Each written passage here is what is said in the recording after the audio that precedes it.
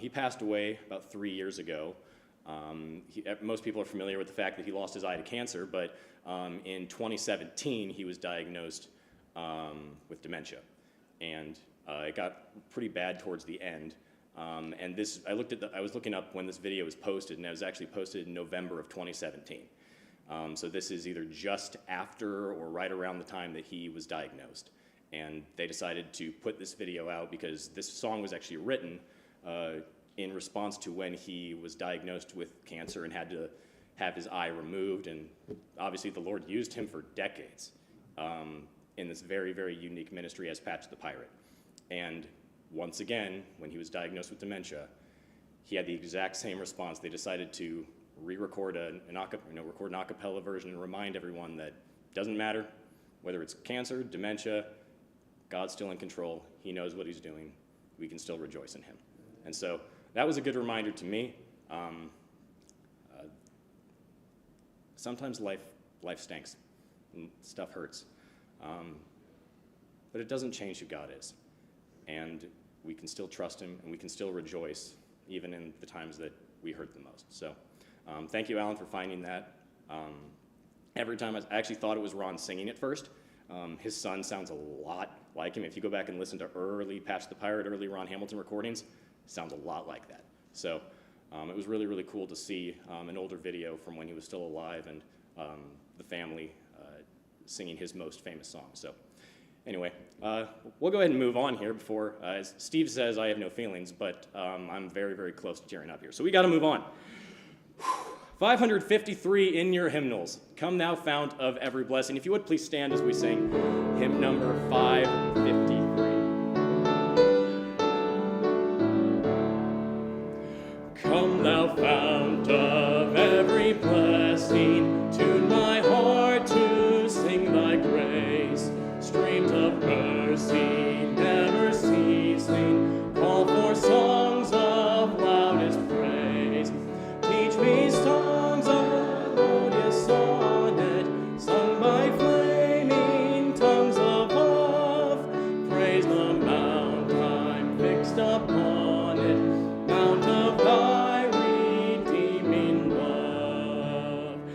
Here I raise mine Ebenezer, hither by thy help I'm come, and I hope by thy good pleasure safely to arrive at home. Jesus sought me when a stranger, wandering from the fold of God. He to rescue me from danger interposed his precious blood. Oh, to grace how great a debtor daily I'm constrained to be. Let thy goodness like a fetter bind my wandering heart to thee. Prone to wander, Lord, I feel it, prone to leave the God I love. Here's my heart, oh, take and seal it for thy courts above. All right, good morning, everybody. Pastor Steve and family, they're out on a little vacation, so just please be praying for them, that they would have a good and encouraging time, and we'll start this morning off with a word of prayer. Father, I do thank you. Thank you for all folks you brought out here this morning. We thank you that we can all be encouraged and reminded that you are good and that you are in control. I don't know where each of these folks are in their lives today and the things that they are going through, but they can take comfort in that. And knowing that you are not out of touch, but that if they are one of your children, Lord, that you are greatly concerned and you have great care for them. And so we thank you for that truth. In your name we pray. Amen. All right, you may be seated. All right, our next hymn is number 683. This is our new hymn of the month for May, called Jesus Draw Me Ever Nearer. Another song, the music written by Keith Getty. The words are written by Margaret Becker. And this one might be a little more familiar to some people, but just in case, I'll go ahead and sing through verse 1 and the chorus, and then you guys can join me back on verse 1.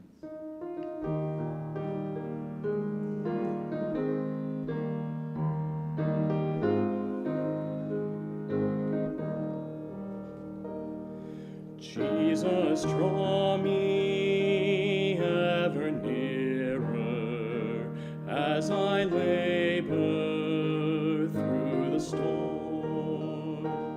You have called me to this passage, and I'll follow though I'm worn.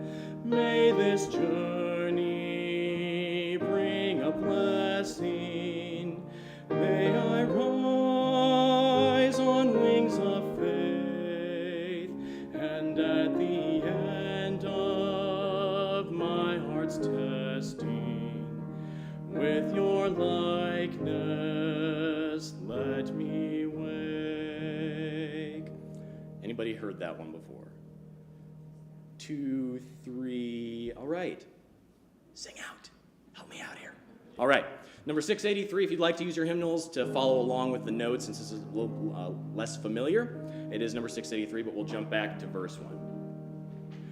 Jesus, draw me ever nearer as I labor through the storm.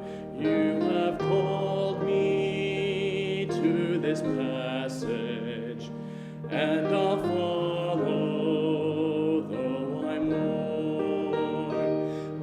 This journey bring a blessing. May I rise on wings of faith, and at the end of my heart's testing, with your likeness let me wake. Jesus, guide me through the tempest. Keep my spirit stayed and sure. When the midnight meets the morning, let me love you even more. May this journey bring a blessing. May I rise on wings of faith, and at the end of my heart's testing, with your likeness let me wake. Let the treasures of the trial form within me as I go. At the end of this long passage, let me leave them at your throne. May this journey bring a blessing. May I rise on wings of faith, and at the end of my heart's testing, with your likeness let me wake.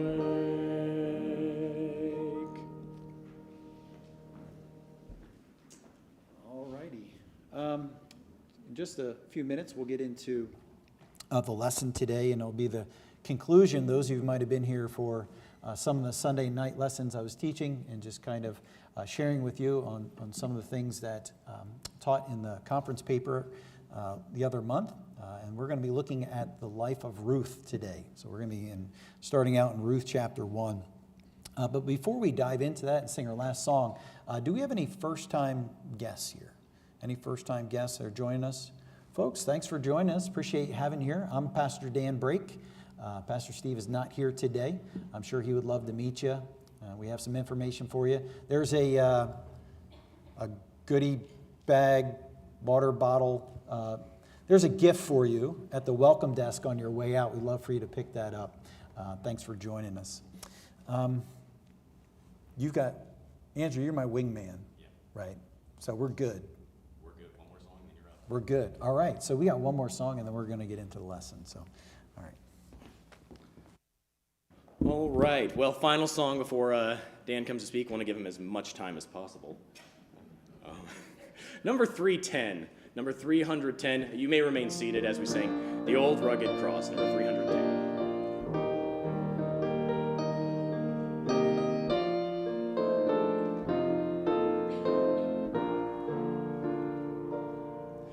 On a hill far away stood an old rugged cross, the emblem of suffering and shame. And I love that old cross, where the dearest and best for a world of lost sinners was slain. So I'll cherish the old rugged cross till my trophies at last I lay down. I will cling to the old rugged cross and exchange it someday for a crown. And we'll go ahead and jump to the last, to the old rugged cross, I will ever be true. To the old rugged cross, I will ever be true. Its shame and reproach gladly bear. Then he'll call me someday to my home far away, where his glory forever I'll share. So I'll cherish the old rugged cross till my trophies at last I lay down. I will cling to the old rugged cross and exchange it someday for a crown. Thank you for your singing this morning. Andrew, was that comment because you saw the 9 pages of notes that I brought up? I heard you teach long enough. Okay. Well, it's only 9 pages because I had to put in like 14-point font because I can't really see very well anymore. So don't worry, it's not a true 9 pages. But we're going to go ahead and start in Ruth chapter 1.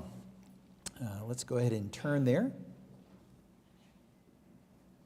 I will try to give just a bit of a brief review for those of you who may not have been able to, you might not have been here in some of the previous lessons that I had taught. And let me go ahead and pull this up. Oh, yes, thank you. That was just crossing my brain at this moment. If you are in our kid church classes, go ahead and head on out. All right. Thanks, guys. Thank you, Alan. Appreciate the assist on that one.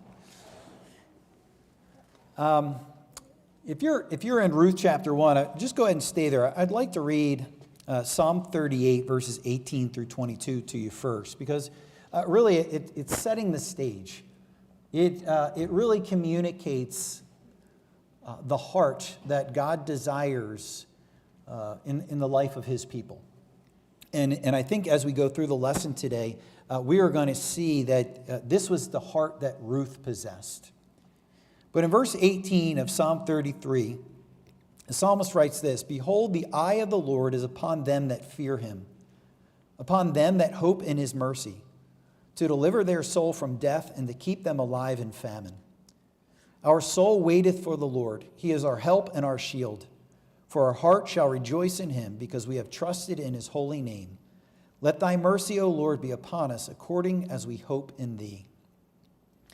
The basis of this series of studies, it was a contrast between the life of Rahab and the life of Naomi. These two women shared something in common, and that was the fact that they were both mothers-in-law to Ruth.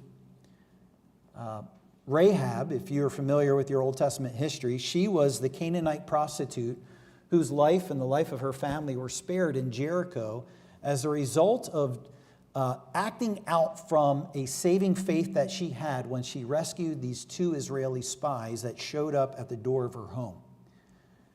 She then went on to marry into Israeli royalty, and the child of her marriage was Boaz, this man that we're going to see that eventually redeems Naomi and marries Ruth. Naomi, on the other hand, she and her husband Elimelech left during a time period of, they left Israel for the land of Moab during a time period of famine. This was during the period of the Judges, and so there was a great deal of chaos and violence. There was famine. The curses that God had promised to the nation of Israel for their disobedience to the Mosaic law were coming to fruition in the land at that time. And instead of sticking around in the land that God promised as an inheritance for the people of Israel, they did what seemed practical. They looked at what seemed to be their best situation, and instead of hoping in the mercy of God, like the psalmist says that God desires, they used intuition. And they traveled to Moab, and in Moab, Elimelech and their 2 sons, Mahlon and Chilion, both passed away. And Naomi was left bitter after 10 years out of the land of Israel. And so we see these 2 women, a woman Rahab who was commended repeatedly in the New Testament for this faith that was not even demonstrated by many Jewish people in the Old Testament. And we have Naomi, a woman who struggled, the woman who struggled having a proper perspective of who God was as a result of the difficulties that came in her life because they failed to hope in His mercy. And they took things into their own hands. They became very self-reliant. Andrew, that was a great introduction to the struggles that Naomi had, right? She struggled to see that God was in control. She struggled to rest in that during those 10 years. And I think what we see here is the desire that God would have had for Naomi was that in verse 19 of Psalm 33, that those that hope in Him, those that hope in God's mercy, He says He will deliver their soul from death and to keep them alive in famine. We're going to see that this is Ruth's heart as we go through our study today. Well, we're going to start here in Ruth chapter 1, verse 14, and we'll read through the first 18 verses. And so this is Naomi. This is, give you the context. Naomi has told her daughters-in-law, Orpah and Ruth, that she is returning back to Israel because she had heard that the famine was over and that there was plenty in the land again. So she's not returning for necessarily a theological reason. She's not returning necessarily because her hope in God's mercy had been renewed. She's returning because there's food in Israel and there's no longer provision for her in Moab. The girls don't want her to leave. They want to go with her. In verse 14 it says, they lifted up their voice and wept again, and Orpah kissed her mother-in-law, but Ruth clave unto her. And she said, behold, thy sister-in-law is gone back unto her people and unto her gods. Return thou after thy sister-in-law. And so Naomi is doing everything she can possibly do to get Ruth to stay in Moab. Orpah would have returned to worshiping the gods of Moab. She would have returned to her people. But Ruth is insistent that she wants to go with Naomi. Ruth said, entreat me not to leave thee or to return from following after thee. For whither thou goest, I will go, and where thou lodgest, I will lodge. Thy people shall be my people, and thy God my God. She throws down the gauntlet. She says, I'm going with you. Don't even ask me again not to go with you. I am going to become an Israeli, and Jehovah, the God of the Israeli people, will be my God. She was distancing herself from her family, from her culture, and most importantly, the idolatry that she would have grown up in. She says, she's stating that I am going to be a believer in Jehovah. She says, where thou diest will I die, and there will I be buried. The Lord do so to me, and more also, if aught be but death part thee and me. And when she saw that she was steadfastly minded to go with her, then she left speaking unto her. Naomi realized that there was no way that she could deter Ruth from coming with her. So she said, okay, come on, let's go. The last verse of chapter 1 kind of sets the stage for us. And it tells us when they returned. And it says, Naomi returned, and Ruth the Moabitess, her daughter-in-law, with her, which returned out of the country of Moab, and they came to Bethlehem in the beginning of barley harvest. What we're going to see here throughout this lesson, and particularly we're going to focus on chapter 2, is how God is orchestrating all of these events. The author of the book of Ruth never really mentions God's moving in his direction. He's leaving it up to the reader, the audience, to see God's hand in all of this. But the timing and where they're located, all of this is God is working behind the scenes to do exactly what he says in verse 9, to deliver their soul from death and to keep them alive in famine. For the individual is hoping in the mercy of God, that they are placing their confidence in him to provide and meet their needs. He says, I will provide for that individual. And so we see Ruth's decision. She refused to return to idols. She refused to return to her family and the Moabite people. And instead, she's embracing the people of Israel, and she's embracing Jehovah, the God of Israel. This decision that Ruth was making was not an insignificant step because she was taking a step of faith because Naomi had nothing to offer her. It wasn't like she was saying, "Oh yeah, I've got a condominium in Park Avenue, and we're going to be fine. I've got this huge bank account." Naomi basically said, I can't provide you a husband. I can't provide you anything. That's why she said, stay with your family. Return to your people. Return to your gods. I've got nothing for you.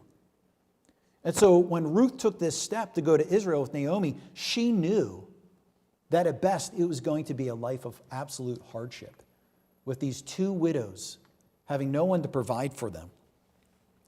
And what we see here is that Ruth's faith in the Lord stands in stark contrast to Naomi's outlook on things 10 years prior. When Naomi and her husband were looking for what looked good, right? They were looking for what had prospects. Well, there's food in Moab. Yes, we're leaving behind the temple. We're leaving behind God's people. We're leaving behind this inheritance that God has provided us, but at least there's food out there. Ruth was embracing the hardship because she trusted in Jehovah. And then we have verse 1. And it says, and Naomi had a kinsman of her husband's, a mighty man of wealth of the family of Elimelech, and his name was Boaz. Have you ever watched the movie when there's like these two split plots? And these people, or maybe it's 2 or 3 people, maybe it's 4 people, and they're all living completely separate lives where they have no interaction. At the very end, it all ties together, and somehow they come into contact. That's kind of what we see here in verse 1 is as Ruth, unbeknownst to Ruth, as she's going back to the land, there happens to be this elderly, wealthy landowner who is related to Elimelech, who just happens to be the son of Jewish royalty and a Canaanite prostitute, Rahab. This woman who directed faith in Jehovah when she rescued the Israeli spies. It's interesting, we looked at this a couple weeks ago, but in James chapter 2, he states that when Rahab rescued these spies, it was not what saved her, but that was simply the outworking of a saving faith that already existed. Because she told those spies, the reason I rescued you, because I know your God is going to give you this land. and I know that he alone is God in heaven and God in earth. And in that time period, in that land, in a land with all these polytheism and all this false worship of other gods, her statement was an amazing statement of faith in the God of Israel.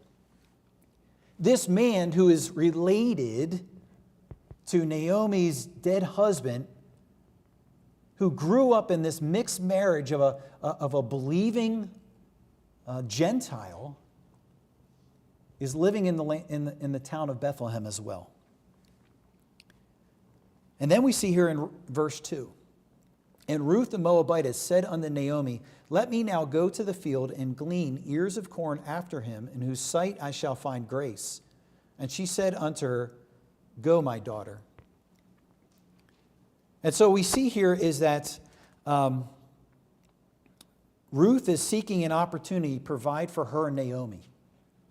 She asked for permission. Hey, I want to go out to one of these farms and see what I can scrounge together so that we can feed ourselves.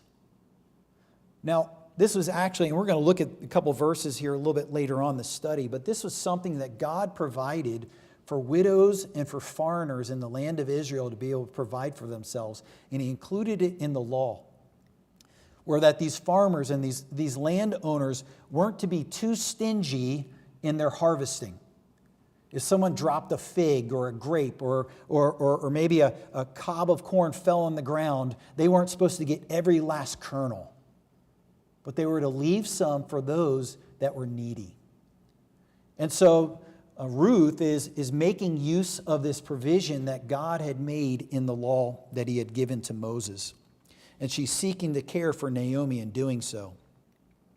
And then we see in verse 3, and she went and came and gleaned in the field after the reapers, and her hap was to light on a part of the field belonging unto Boaz, who is of the kindred of Elimelech. All right, so is anybody else thrown off by this phrase, her hap was to light on a part of the field?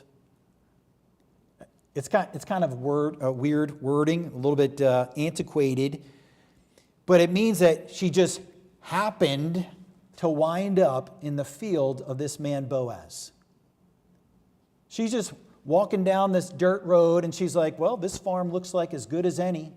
I'll see if I can get some food here. But once again, the author of the book of Ruth he's leaving it up to us to be like, oh, wow, look at how these pieces are working out, right? Really, what we're talking about here is a theological understatement of the highest magnitude. This woman who had come to place her faith and trust in God, she was hoping in the mercy of God, just happens to wind up in the field owned by a guy who was raised by a Gentile who demonstrated a credible faith, a faith that would put many Jewish people to shame. And she just winds up there. God is directing and preparing in advance for those that will believe on him. It's interesting. Sometimes people will look at this kind of stuff and say, oh, well, that's just a coinky-dink, right? That's a coincidence. No. What did the psalmist say in Psalm 33? God is caring for those that hope in his mercy. Those who have confidence that God will have compassion on us in our suffering, in our need. And he is at work. And you think about this, right? Considering Boaz's upbringing, who in Israel could have been a more eligible and more suitable husband for Ruth? Well, then we see here in verse 4, and behold, Boaz came from Bethlehem and said unto the reapers, the Lord be with you. And they answered him, the Lord bless thee. Then said Boaz unto his servant that was set over the reapers, whose damsel is this? The word behold in verse 4 is, it's kind of like the Hebrew word for saying, ta-da! Guess who showed up when Ruth was there? Right? They're really trying to drive this home like this is a big moment here. So here he comes out from the city, out from the town of Bethlehem, to oversee this harvesting process that is going on the same day that Ruth shows up for the first time. And immediately, there's something about Ruth that is intriguing to him. There's something about Ruth that causes Boaz to say in verse 5, whose damsel is this? Who's this woman? I'm not familiar with her. Right? We're going to see as we go through Ruth that there were women that were gleaning in those fields. He had paid workers, men that were working in those fields, but he didn't recognize her, and he's like, what's up with that lady? His worker responds to him, and he says, it is the Moabitish damsel that came back with Naomi out of the country of Moab. If you grew up in a small town, or maybe you went to a small school growing up, you know everybody knows everybody else's news. And apparently, the fact that Naomi had returned and she had returned with Ruth, it was fairly common knowledge by this point. And he's saying, yeah, that's the woman. You know, this unusual woman, she's in your field, Boaz. And then in verse 7 it says, and she said, I pray you, let me glean and gather after the reapers among the sheaves. So she came and hath continued even from the morning until now, that she tarried a little in the house. And so his supervisor is recounting the fact that she had come to the field and asked permission to be able to work in this field. And he says, she's been working all day, nonstop. She's taken one little break, man, but she has just been getting after it. Her work ethic here really exemplifies that of the woman in Proverbs 31. Let's go ahead and turn there. Proverbs 31, verse 10.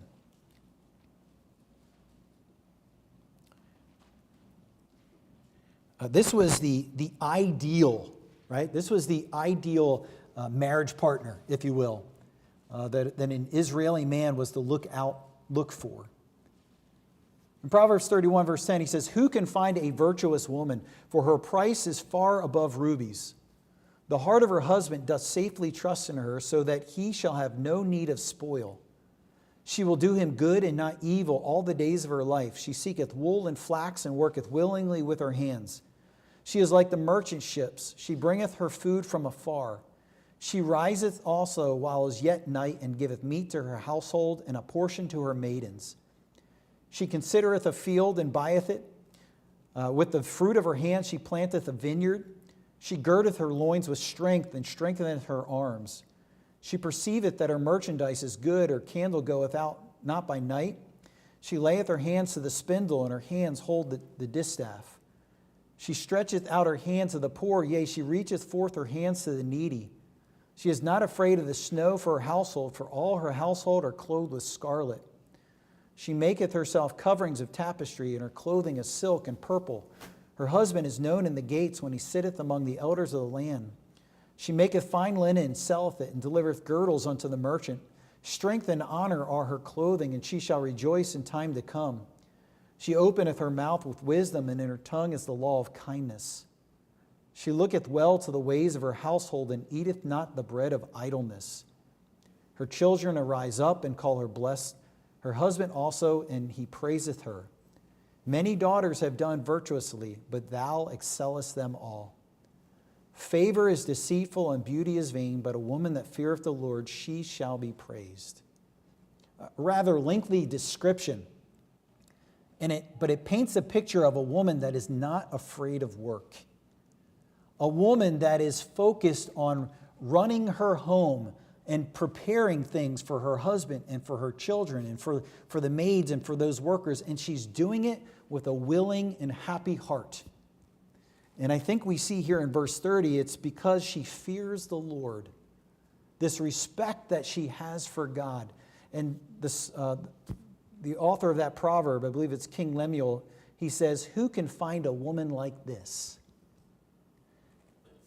Now think about what Boaz has already heard about Ruth. The fact that she has attached herself to Naomi, that she has left behind the gods of Moab, and she's embracing the Israeli community. She's embracing Jehovah. She's willing to work. She's willing to just get her hands dirty and just dig through the dirt for these gleanings of these of the barley, right? So she can provide for her mother-in-law. The wheels are turning in Boaz's mind, right? He's doing this. He's making these connections, and he's standing and he's amazed by this woman's character. He's amazed by who she is. So we go back to Ruth chapter 2.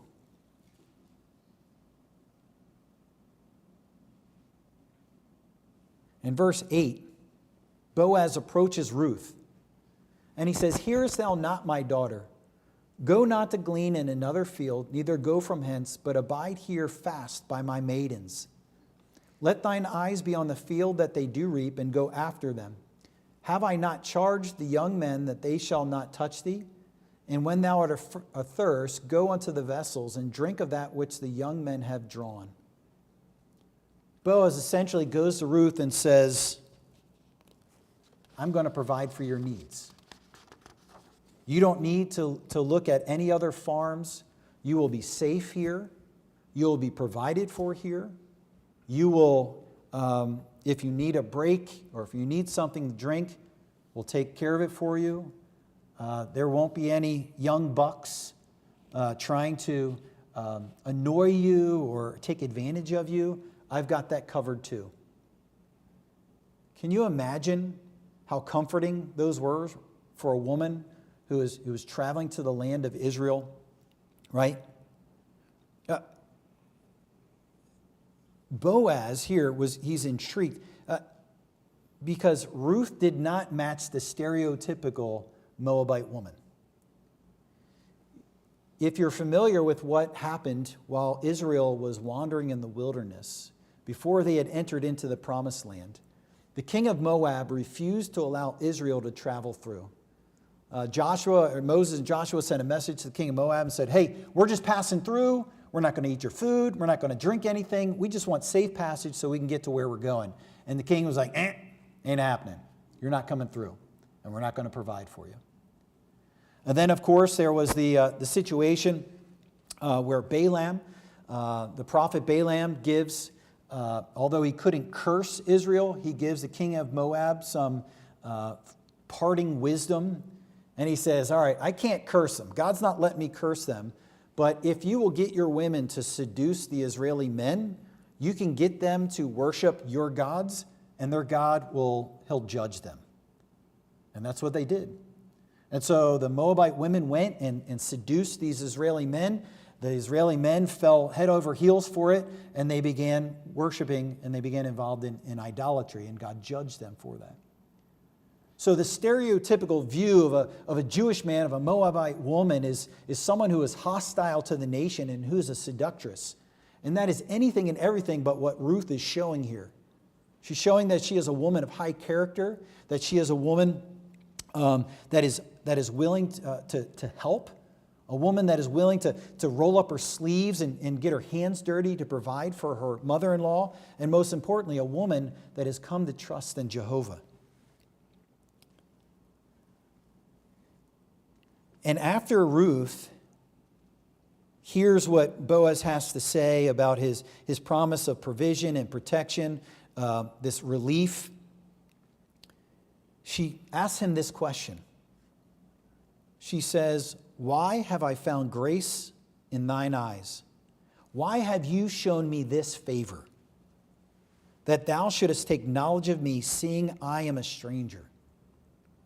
See, Ruth would have been going into the land expecting at best people being aloof to her. Just like, "Oh, she's a Moabitess," right? Just ignoring her. When she comes into the store, when she would walk down the roads, maybe people going onto the other side of the street, ignoring her questions, right? But at the worst, she could have expected outright hostility because she was from a nation which had animosity towards Israel. And yet, Boaz shows her this kindness. He shows her this favor, and she says, "Why? Who am I? Why are you doing this for me?" And so Boaz responds. In verse 11, Boaz answered and said unto her, It hath been fully showed me all that thou hast done unto thy mother-in-law since the death of thine husband, and how thou hast left thy father and mother and the land of thy nativity, and art come unto a people which thou knowest, which knewest not heretofore. The Lord recompense thy work, and a full reward be given thee of the Lord God of Israel, under whose wings thou art come to trust. Boaz says, hey, I heard all about how you left your family. I heard all about how you left your gods. I heard all about the fact that you have you've put your stakes in taking care of Naomi, right? And most importantly, he says here that the Lord God of Israel reward ye, under whose wings thou art come to trust. He recognized saving faith in Ruth. He recognized that her hope was in God and God alone. And when he's recounting this about her leaving her family behind and leaving her gods and embracing Israel and embracing Jehovah, right, and coming to hope and trust in him, I just wonder if he could have simply said, you remind me a lot of my mom. Because that's what my mom did. Now, this is a bit of a side note, but it's interesting how Boaz uses this phrase, and he says, you've come under the wings, the God of Israel, under whose wings thou art come to trust. This type of phraseology is only used by one other writer of Scripture. You know who that is? David. Boaz is David's great-grandfather. In Psalm 36:7, David wrote this, How excellent is thy loving kindness, O God! Therefore the children of men put their trust under the shadow of thy wings. Psalm 63:7, Because thou hast been my help, therefore in the shadow of thy wings will I rejoice. It's not anything deep, but it's a little personal touch where you see almost like there's this poetry that kind of runs through the family and how they use these things. And maybe that was something that was a phrase that family passed down. But we see David and his great-grandfather using the same terminology for coming under the care of God, hoping in his mercy. Then Boaz, in verse 14, says unto Ruth, At mealtime come thou hither, and eat of the bread, and dip thy morsel in the vinegar. And she sat beside the reapers, and he reached her parched corn, and she did eat, and was sufficed, and left. And when she was risen up to glean, Boaz commanded his young men, saying, Let her glean even among the sheaves, and reproach her not. And let her fall also some of the handfuls of purpose for her, and leave them, that she may glean them, and rebuke her not. So she gleaned in the field until even, and beat out that she had gleaned, and it was about an ephah of barley. Boaz is just heaping attention on Ruth. He basically calls this woman who's working on his farm for the first time. He tells her, hey, come and eat with us at lunchtime. And he's just providing more and more food. He's like, are you still hungry? Here, have this. Still hungry? Here, have this. And he's just pushing food, right? It's like, the Italian mom. Hey, mangia, right? Come on, eat more pasta, right? Come on. You're like, oh, I can't eat, right? Boaz, he's just filling her with food, right? And then he makes a doggy bag for her. Oh, I got to love the doggy bag, right? Right? Bringing the leftover hamburger home. He's like, here, you take this and you bring this home with you. And then he gives instructions to his workers and say, hey, guys, I know the law says, don't be stingy. But he's like, here's what I want you to do. I want you to glean some of the barley and be like, oopsie, I dropped a handful. I guess you're going to have to pick it up, Ruth. I mean, he is going overboard in providing for Ruth. Listen to these two verses, Leviticus 19, verses 9 through 10, and Deuteronomy 24, 19 through 21. These are two passages in which God provides for the widows and the foreigners. He says, and when you reap the harvest of your land, thou shalt not wholly reap the corners of thy field, neither shalt thou gather the gleanings of thy harvest. And thou shalt not glean thy vineyard, neither shalt thou gather every grape of the vineyard. Thou shalt leave them for the poor and stranger. I am the Lord your God. Then in Deuteronomy, he says, when thou cuttest down thine harvest in the field, and hast forgot a sheaf in the field, thou shalt not go again to fetch it. It shall be for the stranger, for the fatherless, and for the widows, that the Lord thy God may bless thee in all the work of thine hands. When thou beatest thine olive tree, thou shalt not go over the boughs again. It shall be for the stranger, for the fatherless, and for the widow. When thou gatherest the grapes of thy vineyard, thou shalt not glean it afterward. It shall be for the stranger, for the fatherless, and for the widow. Essentially, he is saying, don't harvest your fields twice. If there's things left behind, just leave them. That's how I'm going to provide for those that are poor and needy. But Boaz went above and beyond what was required. Boaz went above and beyond, and he just heaped food just on her plate. The actual measurement that it says that it was about an ephah of barley, she left that day with about 30 pounds of barley. I mean, she's toting back home, a sack of barley that would have provided for her and Naomi. And this is where that contrast between Naomi and Ruth gets really interesting, right? Naomi and her husband Elimelech left Bethlehem, which literally means the house of bread. They left it because there were supposedly better prospects in Moab. We've already talked about that God intended for the Israelis to stay in Israel. That's where he wanted to provide for them. That's where he wanted them to worship them. But they were looking for, humanly speaking, where the provision was. And instead of hoping in the mercy of the Lord, they did what was right in their own eyes. They added up the numbers, right? On the other hand, and so the result was the death of her husband and her 2 sons and bitterness of spirit. On the other hand, Ruth left her people, left her country, left her gods for the God of Israel, and she chose to make Israel her people when there were no human prospects of being able to provide for herself. There were no prospects of a husband. There were no prospects of finding a good paying job. And yet, what did she do? She had confidence in the compassion of God on those who are needy and suffering. And she took a step of faith. A step of faith that Elimelech and Naomi didn't take. And what was the result? The result was that God poured out a bountiful supply of food and provision for Ruth and for her mother-in-law. It says in verse 18, and she took it up.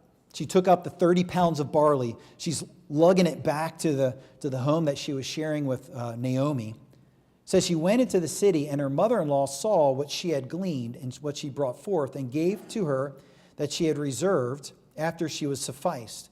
So not only she's toting home these 30 pounds of barley, but she's bringing her doggy bag home with her, and she's sharing that with Naomi. And her mother-in-law said unto her, where hast thou gleaned today, and where wroughtest thou? Blessed be he that did take knowledge of thee. I can just see Naomi's jaw dropping, right?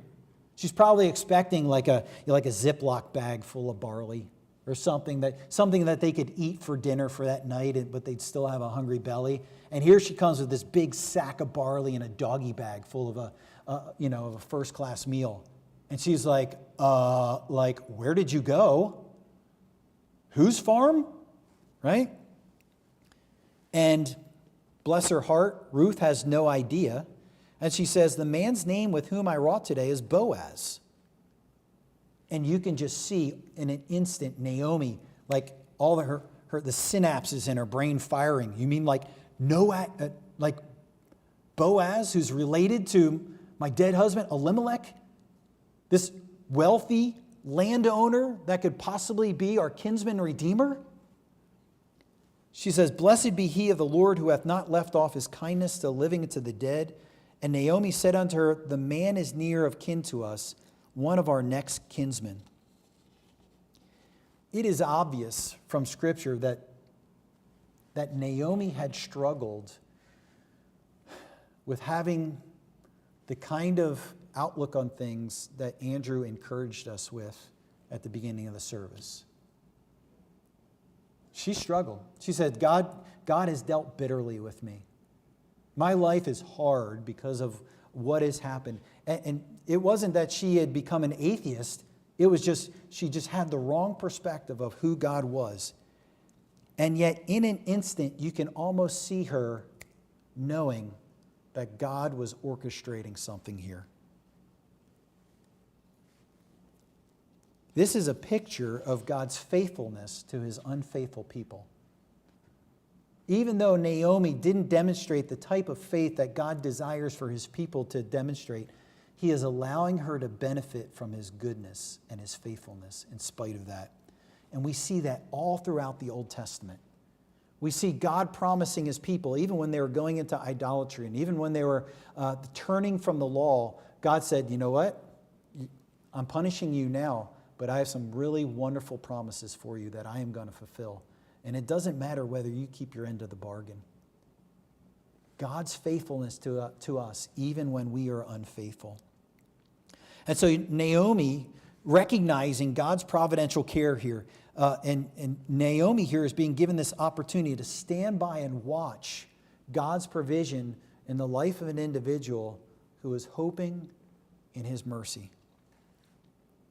Now, the rest is history, right? Boaz comes and he serves as the kinsman redeemer. Essentially what that means is it was something that God provided for in the law, that an individual that is a close family member could restore a land to a family member that had been lost or purchased. And so Boaz steps up to the plate and says that he will buy back Naomi's property. And with that, he also married Ruth. He provides this security, he provides this protection. And through Boaz's marriage to Ruth, they have a child, a son by the name of Obed, who was the grandfather of King David. And eventually, they found themselves in the lineage of Jesus Christ, his human nature. So what do we see here in conclusion? God's provision for Ruth the Moabite was similar to how he provided for Rahab the harlot. Now, it seems that Rahab was dead, likely at this time.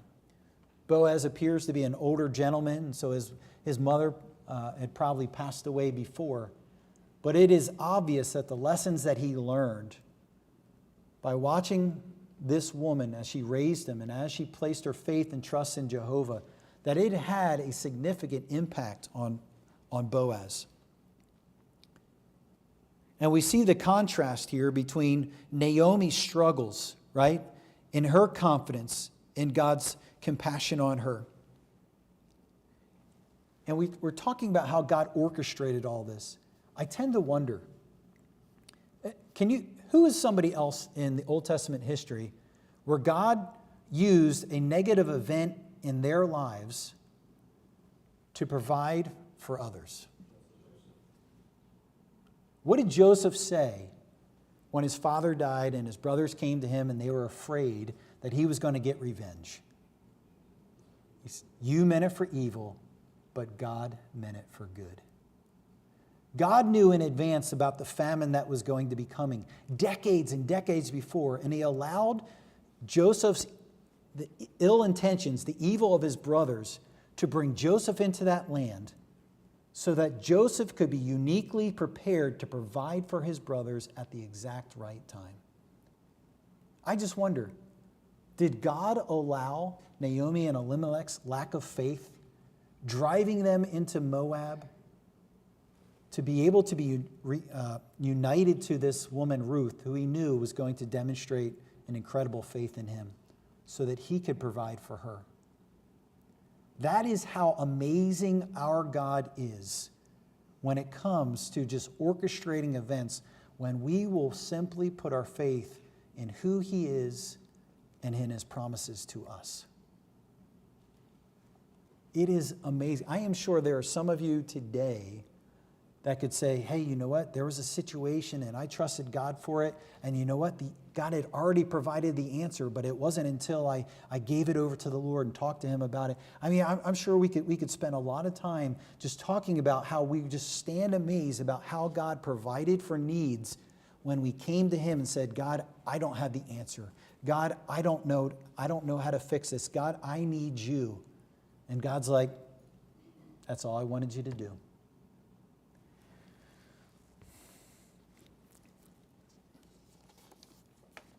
One of the things that I thought was so interesting about this,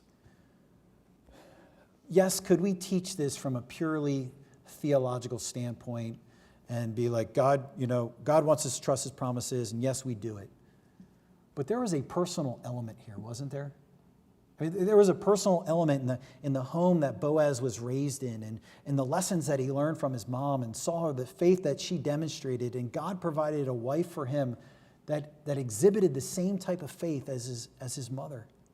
And just being able to see these things and seeing how that he was uniquely qualified to be Ruth's husband, as someone who would understand what she is going through, an outsider in the land of Israel, right? And you just see how God is not just interested in just the head knowledge, but in the personal side of things and his care for us individually. And this just leads us to Hebrews chapter 11, verse 6, which is really the passage that started this study on. Hebrews 11:6, if you're familiar with that chapter, or 11, is known as the chapter of faith. And the author of Hebrews is commending many believers in the Old Testament for their faith in God at select periods of time in their lives. And Rahab was one of, I believe, 2 or 3 women that are mentioned here, and the only Gentile that is commended for her faith in God amongst all these Israelis in Hebrews chapter 11.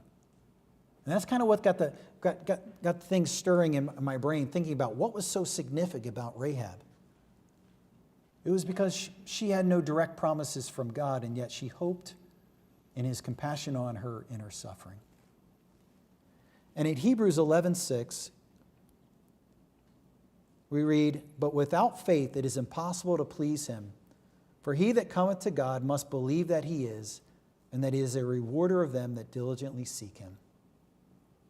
That was true for Rahab, and that was true for Ruth.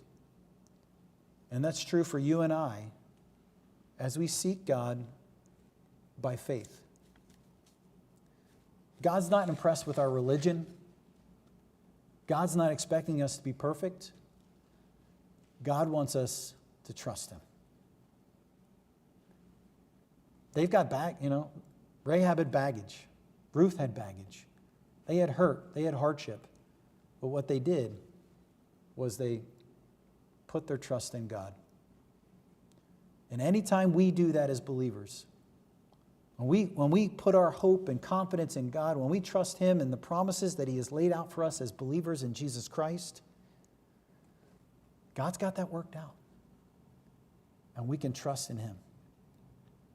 I hope this study has been as much of an encouragement to you as it's been to me. I have to be honest with you, I've shared this with you before. I find myself more in Naomi's shoes than Ruth's shoes or Rahab's shoes a lot. Because this kind of faith, it's hard. It's hard.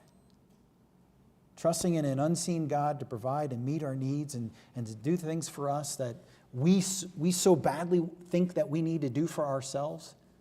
It can be hard to let go of that control. It can be hard to let go of that self-reliance. And yet God says, come to me. Trust me, trust my promises, and I'll provide for you. All right, let's go ahead and close in a word of prayer. Father,